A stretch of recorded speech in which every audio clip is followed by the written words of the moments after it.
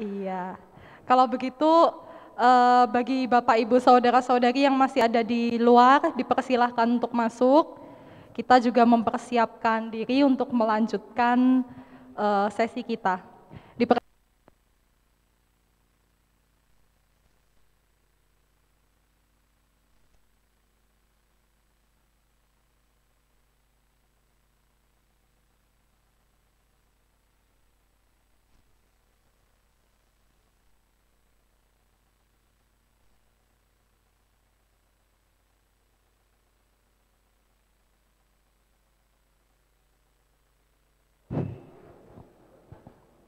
Mari sekarang kita akan lanjutkan.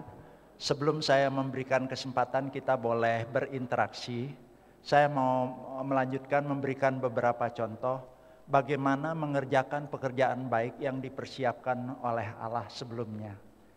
Kalau kita menghargai anugerah keselamatan dari Tuhan, maka kita pasti akan menghargai apa yang dihargai oleh Tuhan.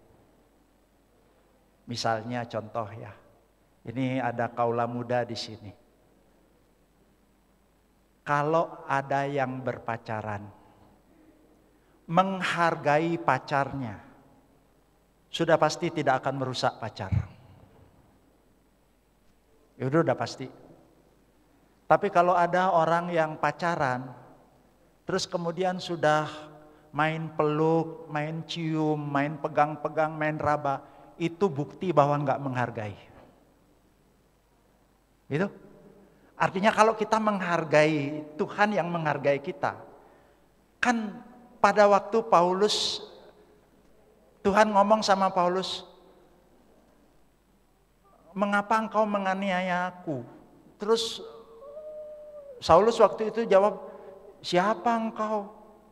Nah, apa yang kau lakukan terhadap orang yang paling hina itu melakukan untuk aku. Nah, itu berarti dari situ gini loh maksudnya. Setiap pribadi, setiap orang itu adalah perwujudan daripada Tuhan di dalam diri orang itu. Nah, kalau kita menghargai orang yang dihargai oleh Tuhan, udah pasti kita nggak akan merusak. Itu ya, yang berpacaran. Yang perempuan misalnya tidak akan pernah menjual diri dalam arti mengobral diri ya, oh boleh begini, enggak. Ada orang yang diancam begitu ya, terus kalau memang dia menghargai diri sendiri, menyayangi diri sendiri seperti Tuhan, enggak akan. Yang laki sekali lagi enggak akan berani seperti itu. Itu misalnya kalau ngomong kaula muda. Kalau ngomong berkeluarga misalnya, seorang suami yang menghargai istri, di dalam istri itu loh, pada waktu janji nikah itu kan bukan hanya janji sama dia, ada Tuhan di dalam diri dia. Nah, kalau sampai misalnya menghargai istri yang Tuhan karuniakan atau suami yang Tuhan karuniakan, nggak akan ada yang namanya perselingkuhan. Perselingkuhan secara fisik, apapun perselingkuhan secara emosi, fisiknya enggak, tetapi akrab gitu loh, apa aja diomongin sama itu, nggak akan terjadi seperti itu. Kalau menghargai sekali lagi pasangan seperti Kristus menghargai. Kalau ngomong konteks gereja sekarang ya, kalau kita betul-betul menghargai gereja, tempat di mana kita itu menjadi salah satu carangnya, nggak akan ada orang yang di gereja itu, saya dapat apa dari gereja? Akan terbalik, Pak Pendeta, apa yang bisa saya lakukan untuk menolong Bapak Pendeta? Kalau orang menghargai gereja, gereja itu nggak sampai kekurangan orang, Pak Pendeta sampai ngemis-ngemis, ayo dong tolong bantu ini, nggak akan. Kenapa? Karena pelayanan itu adalah kesempatan yang Tuhan beri loh. Saya barusan mendengar ada seorang hamba Tuhan ngomong begini sama saya, Pak Nyoman enak ya kalau Pak Nyoman itu kemana-mana diundang pelayanan. Saya ini loh, pandemi ini ya. Sampai minta-minta dikasih pelayanan, sekarang udah khotbah itu udah lama saya nggak khotbah. Coba bayangin, mau pelayanan aja nggak bisa. Nah, kalau orang menghargai ya, saya anggota tubuh Kristus, jemaat GKI Pengampon ini. Setiap kali ada pemilihan, pasti kita nggak akan, oh nggak sorry, nggak bisa. Kecuali kita punya alasan-alasan yang kuat ya. Misalnya baru melahirkan, terus perlu membesarkan anak ya kayak Hana, begitu ya, perlu waktu misalnya beberapa tahun. Tapi setelah itu kita pasti ya. Gereja loh, kalau misalnya kita lihat walaupun kita bukan cleaning service di gereja, kita lewat ada mungkin kulit permen atau apa, kita tuh risih gitu loh. Pasti kita akan ambil itu, terus kemudian kita akan buang. Saya kalau sekarang diundang misalnya ke satu tempat, diinapkan di pastori begitu ya. Saya merasa bahwa ya ini pastori ini rumah Tuhan. Kalau misalnya saya lihat, loh ini kok jamnya mati ya udah lama ini. Ya memang kan yang namanya penatua yang bagian ngurus sarpras kan nggak masuk setiap saat. Saya nggak usah protes kok sama gereja, itu jamnya mati, enggak. Kalau saya bawa ini dan gede baterainya gitu ya, ya udah saya tinggal buka, cetek, nggak usah ngomong-ngomong. Saya pernah diinapkan di sebuah pastori, ini AC-nya itu kok suaranya gitu ya, loh ini kok nggak ada dinginnya gitu ya. Saya coba lihat, waduh debunya itu loh tebel sekali, ya pasti nggak dingin lah. Ya saya terus bawa cempot ke kamar mandi begitu ya. Jadi kalau kita benar-benar sebagai anak Tuhan ya, sebagai anggota gereja, apapun di gereja yang nggak beres kita beresin loh. Kita bantu, nggak usah sampai diminta, nggak usah sampai disuruh-suruh. Kotor ya kita bersihin, kalau rusak kita betulin. Itu kan karakter Kristus seperti itu. Tatkala dunia ini kacau, Kristus tuh datang loh. Yang kacau itu terus kemudian ditata. Kalau ciri orang benar itu apa? Dikasih barang yang rusak, dibetulkan. Ciri orang rusak itu apa? Kasih barang yang betul, dirusak sesuai dengan seleranya yang rusak. Nah kalau kita menghargai sekali lagi rumah Tuhan, gereja tempat di mana kita bertumbuh bersama, kita sayangi kok. Bukan hanya untuk urusan fisik. Kita menghargai dengan cara apa? Kita gak akan ngomong-ngomongin. Aduh, Pak Pendeta itu kok gitu ya? Enggak, kalau memang ada sesuatu ngomong, Pak maaf, kok saya ngelihat kayak begini. Oh, bukan begitu maksudnya, gini. Oh, oke. Enggak akan ngomong-ngomongin di luar. Enggak akan ngomongin jemaat yang lain, enggak akan itu. Karena apa? Merusak, enggak cocok dengan karakter Tuhan. Itu maksudnya loh, kalau kita menghargai sekali lagi, menghargai gereja, menghargai hamba Tuhan, menghargai aktivis, itu kita akan lakukan apa? Yang terbaik yang kita bisa lakukan. Kalau rusak kita betulkan kok, sejauh yang kita bisa. Ngomong konteks misalnya sekarang bukan gereja dah. Ngomong relasi kerja. Kalau misalnya kita itu betul-betul menghargai karyawan, jadi bos kita nggak mungkin eksploitasi itu karyawan, pokoknya bayar seminimal mungkin begitu ya, ngikuti UMR kayak gitu. Enggak. Pasti kita kalau bisa berikan yang lebih, ya berikan yang lebih. Sebagai karyawan misalnya, kita tahu ini bos kita, tapi kita sendiri berposisi, saya nggak akan kok sampai misalnya minta-minta ngemis naik gaji, pokoknya saya kerjakan yang terbaik gitu. Saya pernah jadi guru, sambil kuliah di waktu itu belum selesai, saya lihat, aduh ini jadwal ngajar guru kok pakai satu lembar kertas manila gitu ya. Saya lihat di tempat lain, pakai softboard begitu ya. Saya diam-diam, saya beli softboard itu Sabtu Minggu karena itu apa? Sekolah itu kepunyaan gereja, tempat di mana saya berbakti di gereja itu. Lalu saya bikinin itu sampai ibu kepala sekolah datang. Gitu. Kenapa begitu? Saya nggak minta ganti rugi, enggak. Tapi karena apa? Karena sekali lagi menghargai. Nah itu kan menyenangkan hati Tuhan. Itu betul-betul memuliakan Tuhan. Kalau kita kerja nggak boleh demo meres gitu ya minta ini, nggak usah. Kita jadi ini, Tuhan tahu kok caranya bagaimana mengembalikan. Konteksnya misalnya sekarang kalau penggunaan waktu. Kalau kita menghargai waktu yang Tuhan beri loh. Tuhan itu betul-betul menghargai. Nah kalau kita menghargai waktu yang Tuhan beri, nggak akan tuh datang ke gereja terlambat. Mungkin ada 1-2 kali kita datang terlambat karena jalannya mungkin di stop, belok kemana terus jadi macet, masuk jalan kecil, itu bisa dimaklumi. Tapi kan ada orang yang langganan telat tuh. Nah kalau dia itu menghargai waktu, tidak akan seperti itu. Kalau kerja menghargai waktu, nggak datang tuh terlambat-terlambat. Pulangnya nggak akan kecepatan. Wah nggak mungkin lah Pak, kalau datang ke gereja kan cek log begitu ya. Kalau pulang juga nggak mungkin.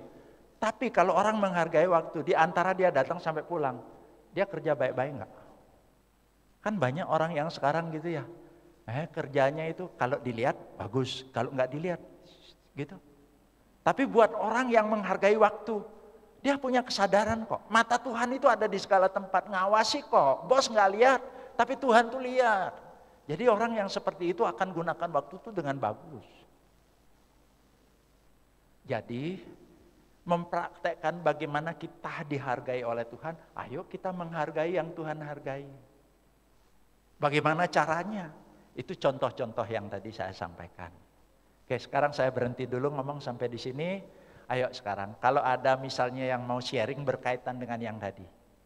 Dari yang tadi disampaikan, oh Pak Nyoman saya punya kesaksian tentang saya berharga di mata Tuhan karena saya disayang oleh Tuhan. Boleh, ayo silahkan. Nggak harus maju, nanti dikasih mic ini. Atau mungkin ada yang mau bertanya, silahkan.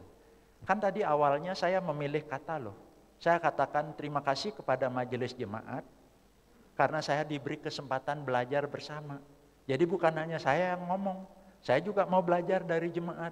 Bagaimana ada jemaat yang berjalan bersama-sama dengan Tuhan, saya juga mau belajar. Ayo sekarang. Kan ini bukan khotbah ya. Kalau khotbah kan nggak boleh tanya begini ya. Sekarang ini, silahkan.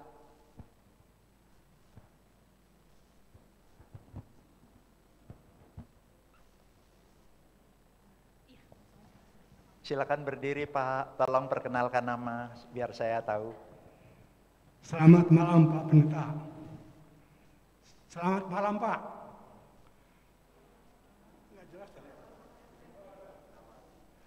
Nama saya Oberton Pak. Saya dari Komisi Dewasa. Yang saya tanyakan adalah tadi Bapak sudah menguraikan tentang pengalaman rohani Bapak. Saya ikut merasakan bagaimana rasanya pada saat itu Bapak masih berusia 10 tahun, tapi sudah ada kata-kata dari orang tua seperti itu. Kemudian yang kedua, kesaksian Bapak pada saat Bapak mendapat kecelakaan yang begitu tragis. Tapi juga Bapak mendengarkan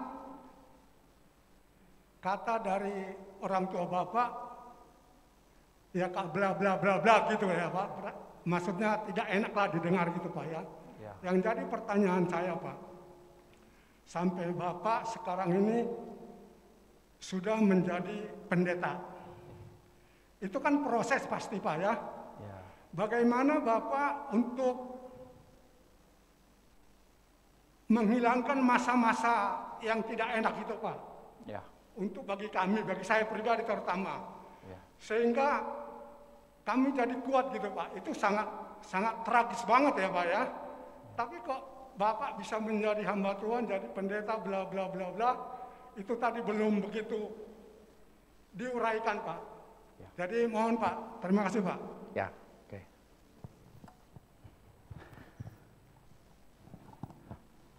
Secara proses waktu, saya bertahun-tahun sangat tidak suka sama papa saya.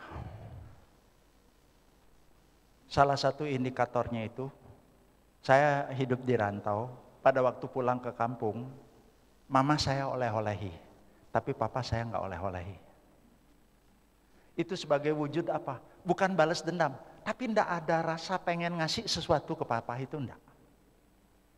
Masih tetap itu, terus berlangsung. Tapi pada waktu saya terima Tuhan Yesus sebagai juru selamat, itu awalnya saya bisa merasakan ada satu kasih dari Tuhan yang mengalir. Terus setelah aliran kasih dari Tuhan itu memenuhi kehidupan saya, kemudian terjadi lagi peristiwa, saya beli sendal buat mama saya, nggak beli sendal buat papa saya. Terus pada waktu mama saya nyoba, papa saya tangannya gini, saya masih ingat. Terus papa saya bilang, bagus ya. Waktu itu saya nangis. Tuhan ngajarin kepada saya, papamu salah, tapi urusanmu itu adalah tetap mengasihi. Karena papamu itu adalah papamu. Menghormati orang tua itu perintah dari Tuhan. Terus saya belajar, aduh Tuhan, rasanya jadi anak papa saya itu gak enak. Lebih bagus jadi ayam jagonya papa saya ketimbang jadi anaknya papa saya. Kenapa begitu? Karena ayam jagonya itu kan dielus-elus sama dia tiap hari, tiap malam itu dielus-elus. Saya tuh enggak. Sampai saya bilang sama Tuhan, Tuhan enggak mau Tuhan. Tapi terus nanti pada saat belajar, saat teduh begitu ya, nanti itu firman itu ngingetin lagi. Ada saatnya nanti dengar khotbah lagi. Terus kemudian saya ingat pada waktu itu nyatet tentang pergumulan Tuhan, saya masih belum bisa, Tuhan masih belum bisa. Prosesnya itu panjang sekali. Sampai akhirnya benar-benar satu kali, begitu saya merasakan kepenuhan kasih Tuhan, terus kemudian saya sudah menerima itu dari Tuhan. Urusan papaku dulu salah sama aku misalnya begitu ya, itu urusan dia sama Tuhan. Bukan urusan saya. Urusan saya adalah sebagai anak yang tetap harus hormat kepada orang tua. Hanya dengan modal kasih Tuhan yang penuh kepada saya, dengan cara itu akhirnya saya bisa baik-an sama papa saya. Walaupun enggak ada ngomong, "Pak, maafin ya saya, papa saya enggak ngerti kayak gitu." Tapi perilaku saya jadi berubah. Saya kalau pulang ke kampung, tadinya enggak mau ngomong sama papa, bukan musuhan ya, enggak pengen duduk deketan. Kali ini saya bisa duduk deketan, dekat papa, ngomong-ngomong begitu ya. Sampai pada waktu papa saya kena kanker rektum, saudara-saudara enggak berani ngasih tahu, tapi saya punya kedekatan sama papa. Saya bisa ngomong dari hati ke hati. Terus saya bisa ini. Dan pada waktu papa meninggal itu, relasi itu bagus sekali. Jadi kalau bapak tanya, itu memang perlu proses waktu. Gak ada pertumbuhan itu instan. Hari ini nanam buah terus besok keluar, nanam pohon besok keluar buah, gak ada. Jadi benar-benar Roh Kudus berkarya dalam perjalanan waktu yang cukup panjang, itu membentuk saya. Sampai akhirnya betul-betul bisa clear, bagus sekali. Tidak ada kemarahan. Sama sekali tidak ada dendam, marah begitu, tidak ada sama papa. Selesai. Urusan papa dulu saya hanya anggap mungkin papa nggak tahu. Mungkin juga saya yang salah. Papa bilang begitu mungkin dia mau membantu adiknya. Jadi akhirnya banyak hal yang dinetralisir begitu. Itu Pak, jadi jawabannya kepenuhan kasih dari Tuhan Yesus membuat saya bisa, kasih itu meluber, membuat bisa memberi kepada papa saya kasih. Itu. Tapi untuk taat perlu waktu yang panjang. Tuhan bisa sentuh lewat tadi itu yang saya ceritakan. Enggak langsung ya. Oke, saya harap itu udah bisa menjawab. Masih ada?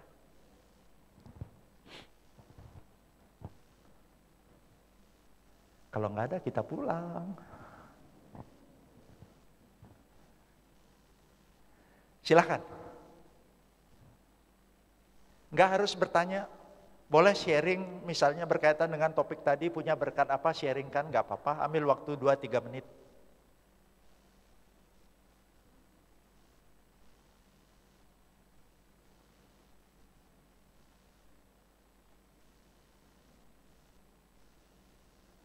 Bu Yemi mah nggak ada yang tanya. Tuh. Pak Iswanto. Pak Pendeta mewakili rekan-rekan remaja. Tadi kan kalau kita pacaran, kita menghargai pacar kita adalah dengan menghormati dia dan tidak merusak dia. Ya. Tapi kan dalam usia-usia remaja, kadang dorongan itu tinggi ya. Untuk pegangan tangan, untuk melakukan yang lain-lain. Apalagi kalau dikompori teman-temannya. Ya. Pacaran kok cuman kayak gitu. Ya. Gimana membekali teman-teman ini untuk bisa tetap menghargai? Itu Pak, makasih. Ini berbicara tentang kekudusan hidup bisa jadi satu sesi ini Pak. Ya. Kuncinya hanya satu aja. Punya hati yang takut sama Tuhan, punya hati yang taat sama Tuhan. Hanya itu. Sekarang saya ceritakan satu kisah ya. Berkaitan dengan pergumulan yang Bapak tadi bilang ada libido, ada kesempatan begitu ya. Saya juga pernah mengalami muda loh. Pernah berpacaran. Waktu itu saya mau ke kampus Saat. Pacar saya baru pertama kali itu keluar kota, mau ke Jogja. Dia sekolah di Jogja. Enggak disekolahkan di Saat. Pak Anil tahu kalau di Saat itu enggak boleh berpacaran ya. Kalau berpacaran nanti bisa gampang itu. Nah, oleh gereja pacar saya ini tidak boleh masuk ke Saat. Masuklah dia di Jogja. Saya sendiri masuk ke Saat. Karena pacar saya itu baru pertama kali pergi keluar kota. Jadi saya niatnya bagus. Naik bus malam sampai di Jogja pagi. Saya anterin ke kampus STII namanya. Nanti malamnya saya naik bis malam lagi mau pergi ke Saat. Tapi setelah sampai di Jogja, saya anterin dia ke kampus. Saya pikir kampus STII itu kayak Saat. Ada asramanya. Ternyata itu Unkrim sama STII itu bersebelahan. Nggak ada asrama. Kalau mau juga 6 orang sewa satu rumah. Begitu. Saya terus tanya anterin sambil bawa tas itu ya. Sampai sore nggak dapat tempat. Loh sekarang terus bagaimana? Di Jogja. Nggak ada family, nggak ada saudara.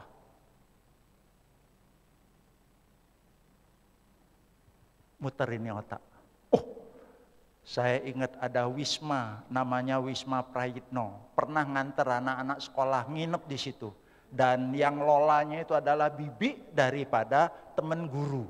Jadi saya langsung menghadap, Bu, nyoman. Oh enak nyoman, begitu ya. Saya ceritain semua, nih begini Bu. Jadi sekarang perlu nginep.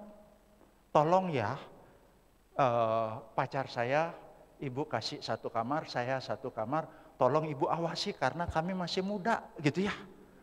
Nak nyoman ada-ada aja. Itu. Tapi siapa yang menyangka? Nah, ada peralatan mandi yang saya memang nggak siapkan karena saya memang nanti sampai di kampus pagi-pagi. Udah naik lagi itu kan. Jadi nggak ada rencana nginep. Tahu enggak pada waktu mandi di kamar mandi itu, iblis itu kan ada lagu, ambil kesempatan untuk sucilah. Iblis itu bisa ganti ya, ambil kesempatan, lain kali nggak dapat lagi. Yang terbayang itu apa? Pengen peluk dia. Waduh nanti kalau keluar dari kamar mandi, tak cium dia, tak peluk dia. Ya dan udah ngebayangin yang enggak itu. Benar pada waktu keluar itu langsung rasanya ada satu keinginan. Tapi terus, nah itu loh untungnya kalau baca Alkitab ya sambil renung sambil ngapalin. Mata Tuhan ada di segala tempat ngawasi orang baik orang jahat. Tuh, pada waktu itu Roh Kudus ngingetin lagi begitu ya. Oh, pacar saya juga bingung. Ada apa kok? Ada apa? Enggak.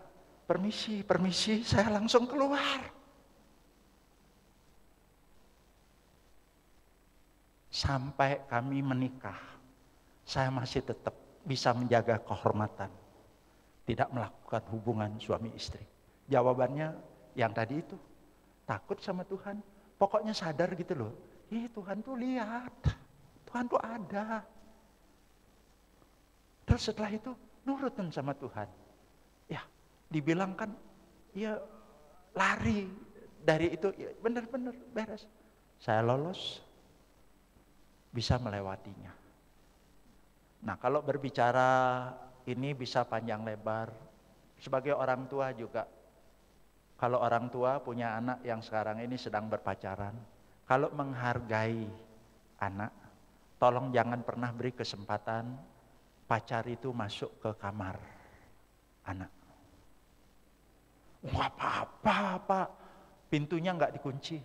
Saya sudah ketemu, nggak dikunci, pintunya di bawah selimut, nggak sampai 5 menit bisa jatuh di dalam dosa. Nggak sampai 5 menit.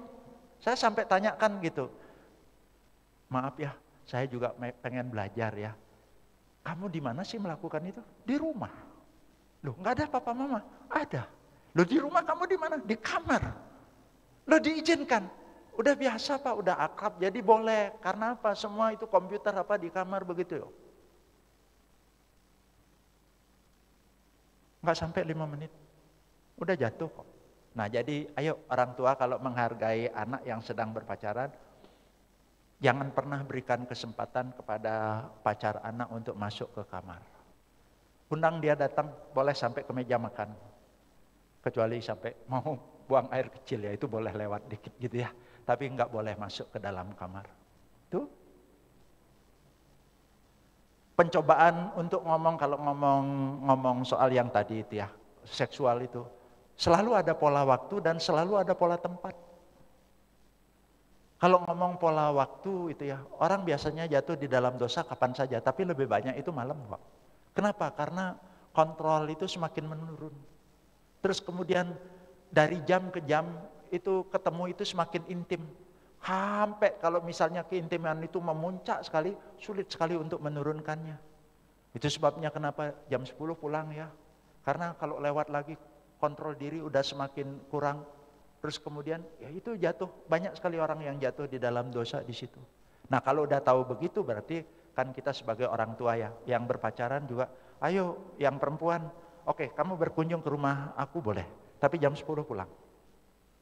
Kalau enggak orang tua kasih tahu, kalau jam 10 dia belum pulang, tolong papa keluar, gitu aja, itu tandanya harus pulang, misalnya kayak gitu. Nah pola tempat jatuh itu kamar tadi. Nah tempat kos, itu kalau dibeliin apartemen, nah apartemen itu juga, enggak semua. Makanya kalau anak kita takut sama Tuhan, udah dibekali takut sama Tuhan ya, itu modal yang paling penting, mau di mana aja ditaruh, asal dia udah takut sama Tuhan, pencobaan itu pasti ada. Tapi lolos. Itu Pak Iswanto ya. Boleh tuh satu kali nanti ke anak-anak bikin itu ya. Ceramah kekudusan. Bagaimana menjaga kekudusan seksual. Masih ada? –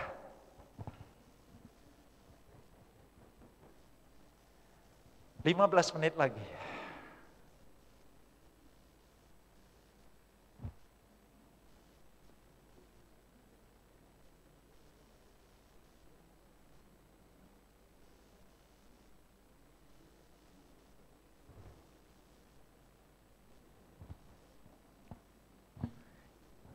Saya enggak mau menyia-nyiakan waktu ya. Oke, kalau memang enggak ada, boleh ditutup sampai di sini Bu? Ya. Sekali lagi, ayo kalau sampai ada.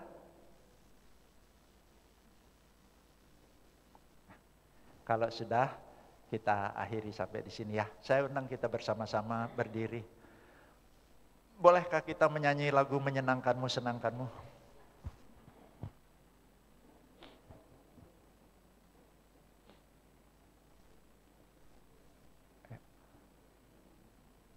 Enggak ada? Ya udah. Ya. Pakai ini aja. Ya, pakai piano aja.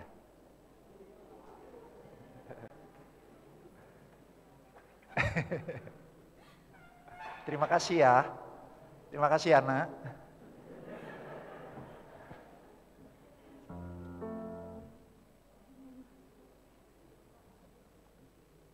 Tuhan, ku mau menyenangkan-Mu.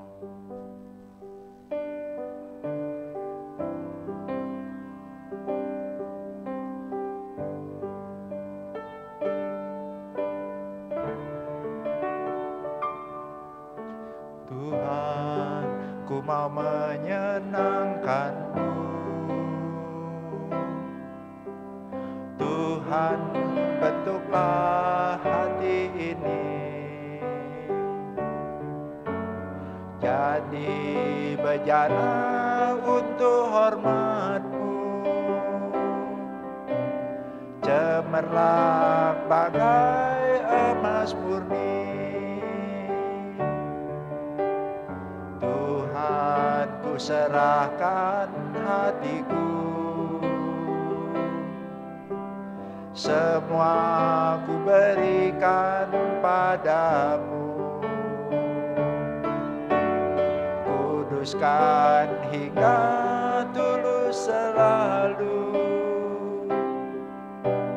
agar aku menyenangkan-Mu, menyenangkan-Mu, senangkan-Mu, menyenangkan-Mu, senangkan-Mu.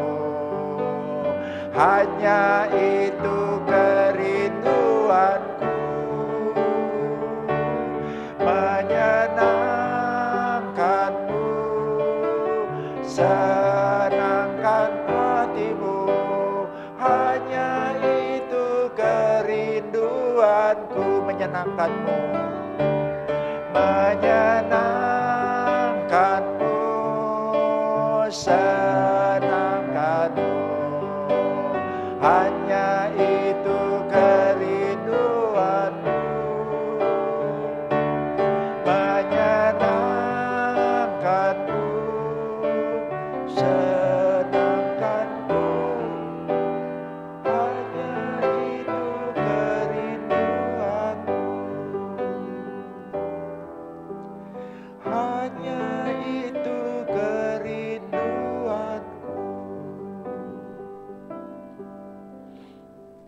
Bapak, Ibu, saudara-saudari, malam ini kalau boleh saya mau bertanya, apakah ada di antara saudara yang sampai saat ini merasa diri begitu hina, merasa diri tidak terperhatikan, merasa diri tidak dikasihi, merasa diri terbuang? Tapi malam hari ini saya mau mengingatkan, engkau berharga di mata Tuhan.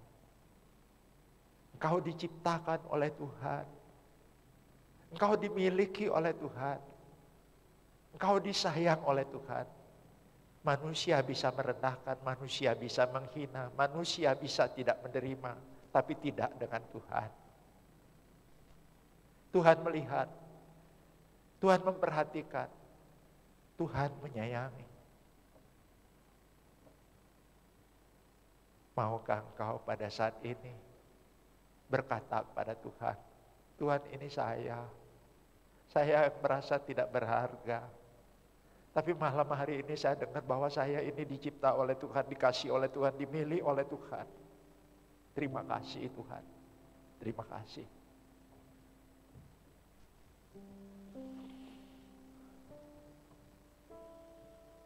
Katakan terima kasih kepada Tuhan. Tidak perlu keluar suara, berdoa, bilang terima kasih. Hal yang kedua, kalau saudara sudah merasa dihargai oleh Tuhan, biasanya orang yang menerima kasih dari seseorang cenderung akan punya keinginan untuk membalas kasih itu. Pada waktu diberi makanan, kita cenderung lain kali mau memberikan makanan. Pada waktu kita sekarang diberi oleh-oleh, suatu saat kita berpergian, kita ingin memberi oleh-oleh. Pada waktu kita menerima kasih dari Tuhan, kita pun ingin menyalurkan kasih itu. Pada waktu kita sudah dihargai oleh Tuhan, sesungguhnya konsekuensi logisnya itu seyogianya juga menghargai apa yang dihargai oleh Tuhan. Ingin menghargai orang yang dihargai oleh Tuhan. Apakah malam hari ini kita mau bertekad dalam segala aspek, mau jadi bos, mau jadi karyawan, mau jadi jemaat, mau jadi penatua, mau jadi aktivis, mau jadi anak, mau jadi orang tua, mau jadi apa saja, di dalam segala aspek kita mau menghargai Tuhan dengan cara menghargai diri sendiri, menghargai orang lain, menghargai waktu, menghargai pekerjaan, menghargai pelayanan. Katakan kepada Tuhan, Tuhan saya mau menyenangkan Tuhan melalui apa yang Tuhan sudah percayakan untuk saya kerjakan. Ambil waktu untuk berdoa. Tidak ada doa yang sia-sia. Karena saudara berdoa kepada Allah yang hebat, Allah yang besar, Allah yang akbar itu, yang mendengar doa ini. Dan akan terjadi sudut pandang yang baru. Sekarang berdoa kepada Tuhan.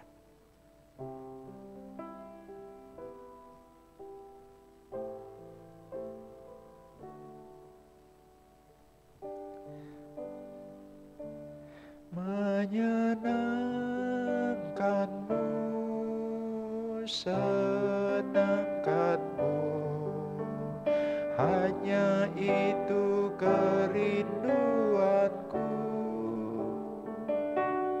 Menyenangkanmu, senangkan hatimu, hanya itu kerinduanku. Tuhan, biarlah syair daripada lagu ini tidak berhenti dalam bentuk nyanyian yang keluar dari bibir kami.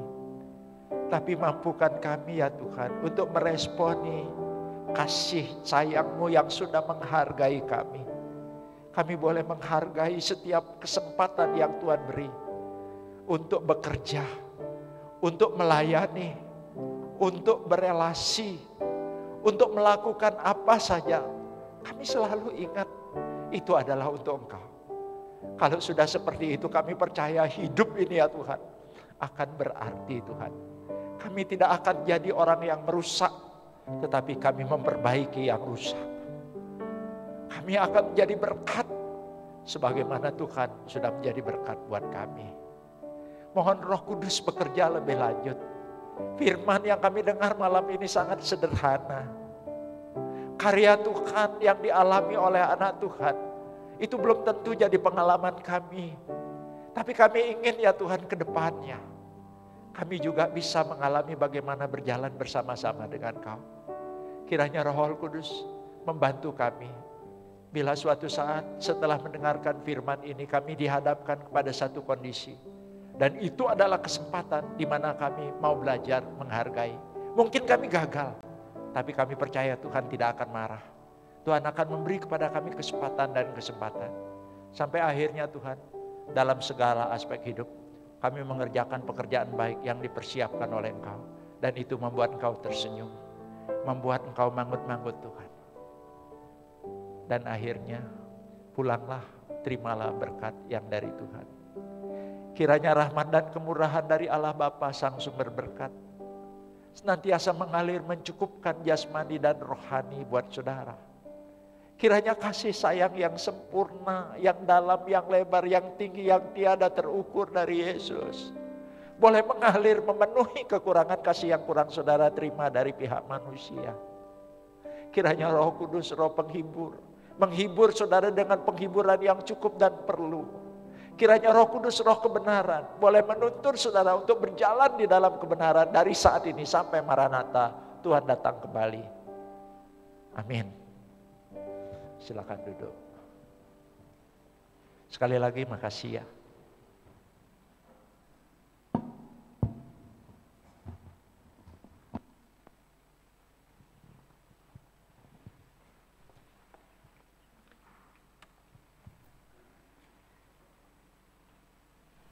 Terima kasih kepada Pendeta Nyoman untuk sesi kesaksian dan juga segala pesan-pesan iman yang terus menguatkan kita semua. Kita sudah mengakhiri pembinaan MJ dan aktivis pelayan. Kiranya bekal-bekal iman ini terus memperkuat kita di dalam pelayanan sekaligus relasi kita dengan Tuhan dan sesama. Tuhan menolong kita. Selamat malam, selamat pulang dengan selamat dan Tuhan memberkati kita semua.